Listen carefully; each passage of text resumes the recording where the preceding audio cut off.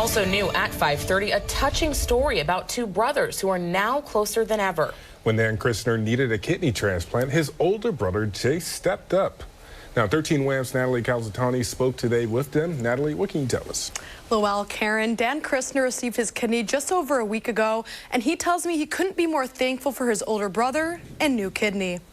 Back in 2014, Dan Christner was told by doctors that he was most likely going to need a kidney transplant at some point in his life. Nearly a decade later, the time finally came. After just 10 years of constant check-ins every 3 to 6 months with her, getting tests done, last, I would say, early spring, she said it's probably time with my numbers to start talking to family members about a living donor. That's when his older brother Jace stepped in. Jace's kidney was a perfect match. The brothers, who grew up in Honeoye Falls, have always been close. He's just always been there for me, looking out for me, and this is just the best way he could have looked out for me. Being on the list is typically 3 to 5 years, and within that 3 to 5 years, I most likely would have had to go on to dialysis 2 or 3 times a week.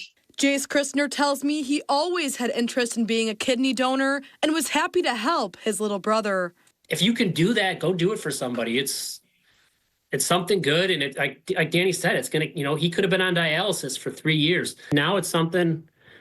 Next time over at his house watching the Bills or something, I think my left kidney wants my right kidney to order some wings.